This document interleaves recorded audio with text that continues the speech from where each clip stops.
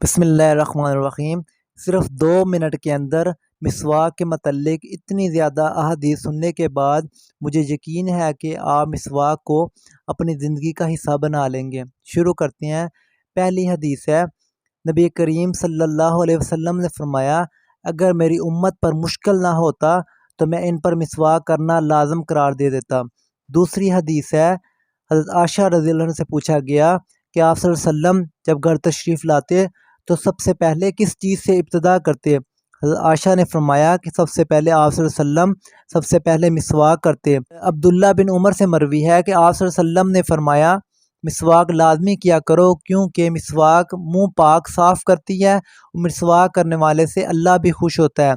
میرے دوستو، چوتھی حدیث ہے، سیدنا واصلہ سے روایت ہے کہ رسول اللہ صلی اللہ علیہ وسلم نے فرمایا، مجھے مسواک کرنے کا اتنا حکم دیا گیا، مجھے ڈر لگ گیا کہ کہیں ایسا نہ ہو کہ اس کو فرض کر دیا جائے۔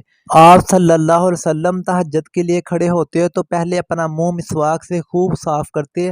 صحیح بخاری کی حدیث ہے، حدیث نمبر 1136 ہے۔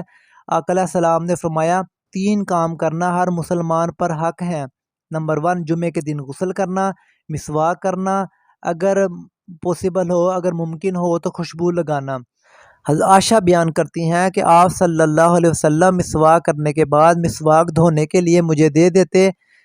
میں مسواک کو پہلے خود کرتی، پھر اچھی طرح دھو کے آپ صلی اللہ علیہ وسلم کو واپس لوٹا دیتی۔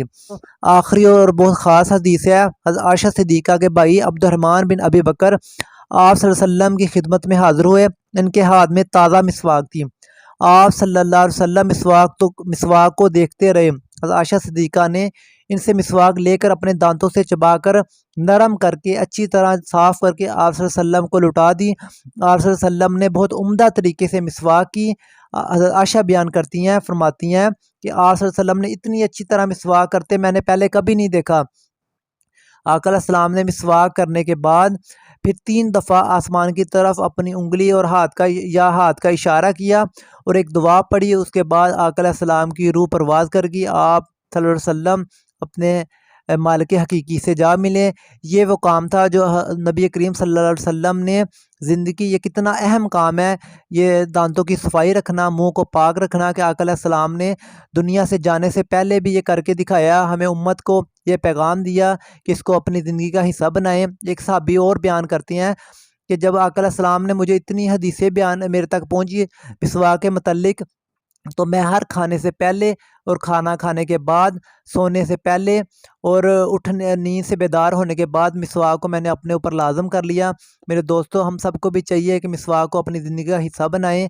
یہ ویڈیو اچھی لگی ہے تو اسے اپنے دوستوں سے ضرور شیئر کریں۔ مزید ایسی ویڈیو جاننے کے لیے اور مسلمانوں کے متعلق خبریں جاننے کے لیے اس چینل کو سبسکرائب کریں اور اپنے دوستوں سے بھی اس ویڈیو کو ضرور شیئر کریں۔ شکریہ۔